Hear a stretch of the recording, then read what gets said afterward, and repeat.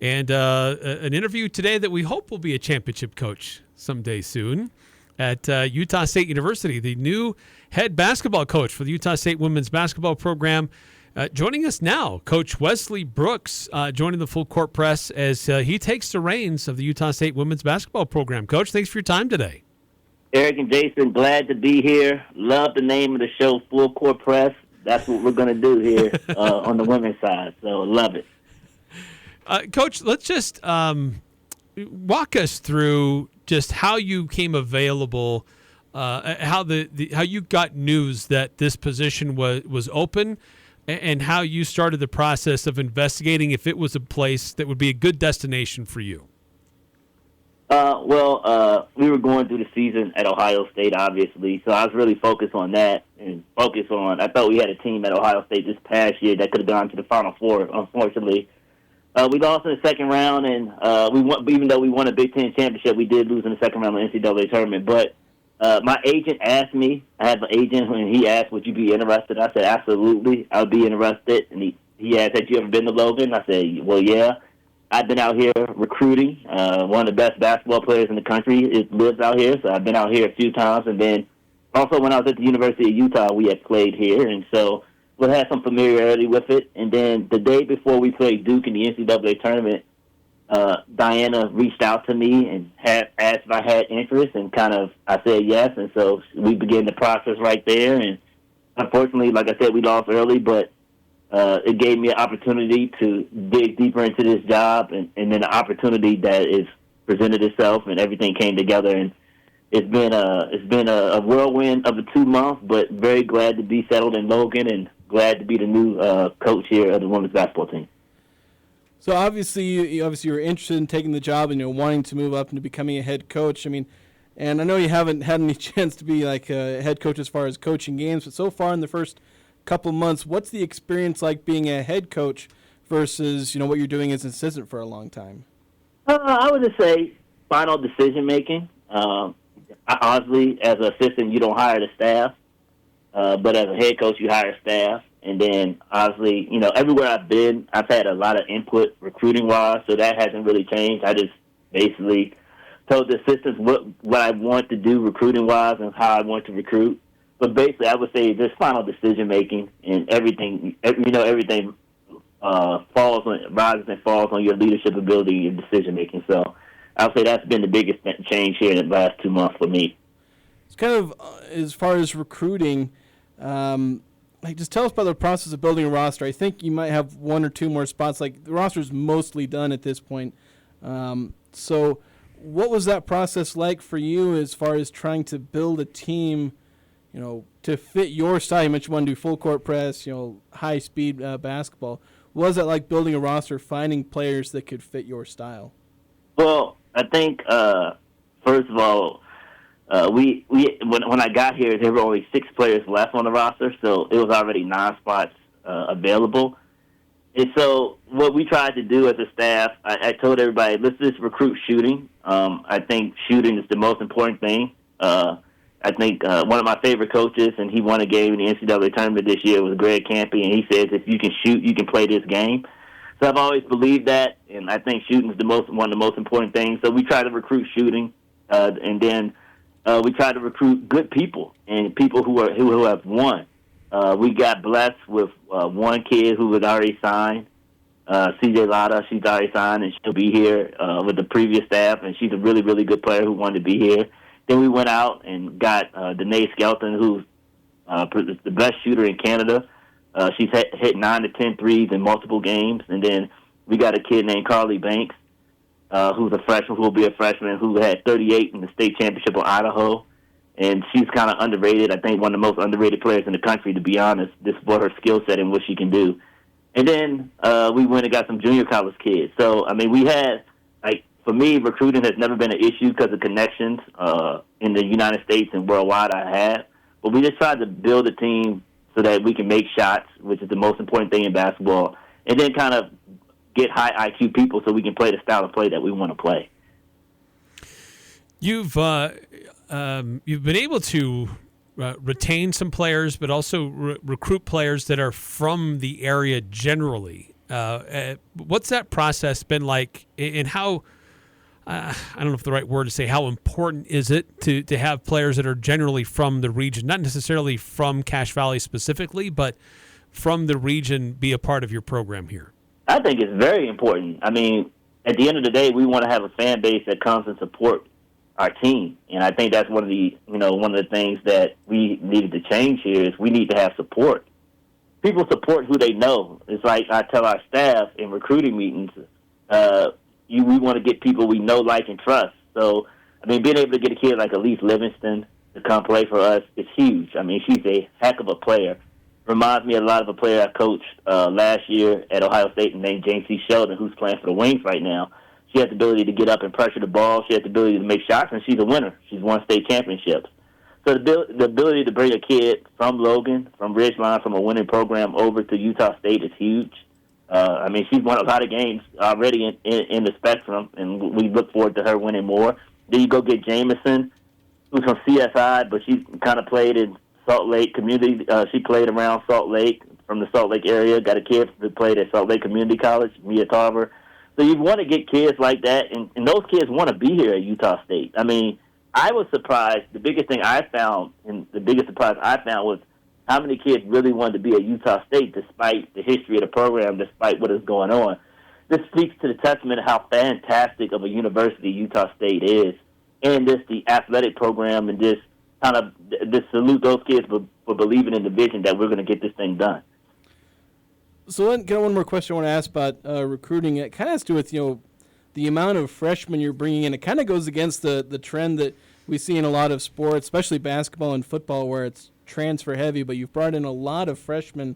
Yes, was that something you were trying to do, or is that just kind of what happened when you were going out and finding them? I think it was kind of just happened. It's twofold. I think it's going to be beneficial for us in the long term. I'm very excited about the freshmen. I call them my Fab Five because of I think they're all talented. I think they all have unique abilities, and they'll fit perfectly in our system. And I joke with a lot of people, and I joke with our staff that you're probably going to see, at some point, you're going to see all five of them on the floor together at some point. So that's why I call them my Fab Five. The other thing is I just think in this day and age of portaling, you better have a large amount of money to go get kids out the portal. We're just not in that place yet. We have a great collective. We have great resources, but we're just not. Our program is not at that place yet to be able to go and land a kid out of the portal and meet those demands. We did get one kid out of the portal, and it was based on relationship and friendship. A kid that transferred from Rhode Island, who I think is going to be very, very good for us. Athletic kid. She played on the French national team. Her name's Sophie Senet. But I think it just kind of what we had to do, and basically we wanted to recruit shooting. The Aggies shot last year 22% from three, and that's just sickening to me. So one of the things is you look at the stats and you look at how can we improve this team right away. And so you say, okay, let's go get people that can make shots. And so we found a bunch of freshmen that can make shots, that have high IQ. Obviously, when you're bringing freshmen in, you're going to take some lumps. But as I tell everybody, we're going to take some lumps, but we're also going to give out some lumps. And so it'll be a work in progress, but it's going to be really fun, and the community will get to see these kids grow up, and it'll be really, really fun. Wesley Brooks, the new coach for the Utah State women's basketball program, joining us here on the Full Court Press. And Coach, you talk about building your roster. What about building your coaching staff? What was that experience like for you, and what can you say about those who have signed on to join you here in Logan? Well, I was very intentional with the way I built the staff. So I'll just tell you a little bit about the staff. So my associate head coach, Valeda Harris, just very, very familiar with Utah. She had spent 6 years at the University of Utah, not with me, but with the previous staff before I got to Utah. She had spent 6 years there. Then she had been a head coach at Weber State. And so she has over 10 years of experience of living in Utah, recruiting Utah, understanding the culture. So she's my associate head coach, and I've known her for years, and we've always talked basketball. Then I brought Joe Hay in, who I think is one of the smartest and most dynamic minds in our game, to the point where he took a St. Francis PA team to the NCAA tournament and gave UConn fits with his style of play and the way we're going to play, and he's a master at that. So he's going to help us establish that tempo and pace. His teams at St. Francis PA was top 25 in scoring, pace of play, and that's a very, very. I mean, they're 16th seed, and I mean they gave UConn fits. He lost to UConn 120-80, but he put 80 points on UConn, which says a lot. And then I hired a former player of mine, Alexis Hyder. She played for me at the University of North Texas. She played at LSU also, played 6-7 years overseas. So I wanted to get somebody that was familiar with my coaching style, who had been around me in practice. And then I retained CJ. CJ Pace, she was on the last app. I retained her because she's been very, very instrumental in the transition. Very bright young lady. Helped with the transition. Build that bridge between me and the returners. And then I got two young up-and-coming coaches who are brilliant. Josie Williams, who played at UVU. She's from Utah, from the Ogden area, also played at Louisville. She's our ops. And then Kaylee Quinn, who would be our video coordinator, and she was at Westminster last year, and she also played at Weber. So got the mix of Utah with the mix of a person who played for me, with the mix of a bright mind. So I think our staff is phenomenal. They've really helped in the transition.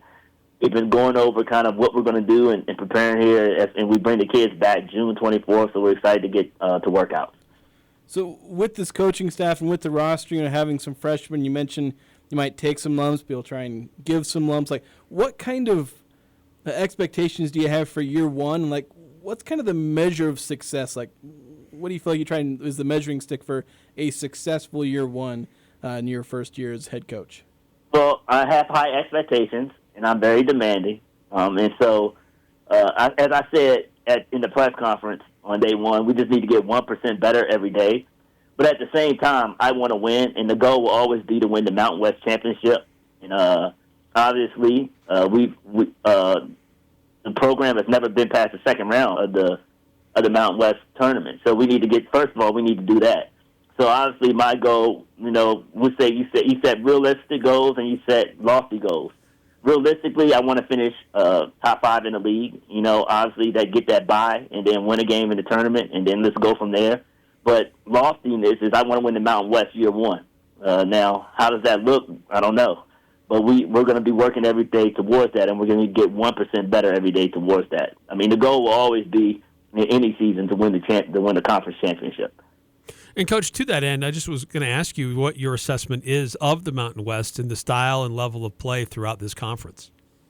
I think it's solid. I do. I think you have really.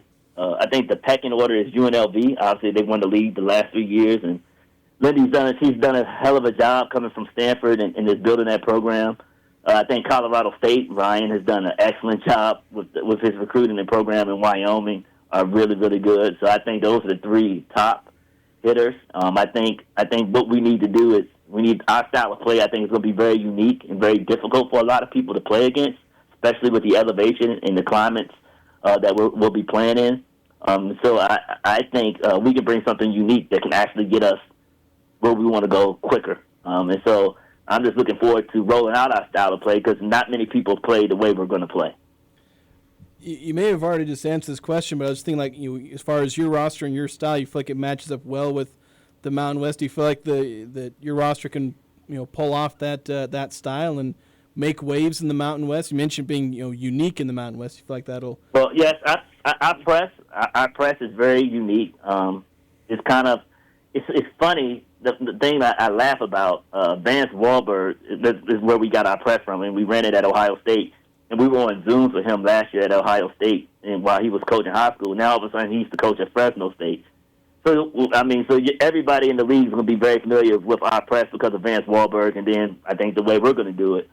And I think our style and our ability to implement it. I don't think you have to be the best athletes to do our press, but you have to be disciplined and you have to be in your spots and your positions and know your rotations to do it.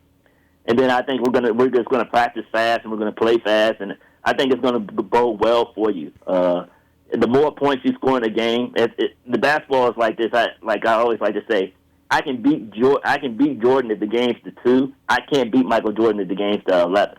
So I always like to tell people that. So the more points we score, the harder it is to beat us.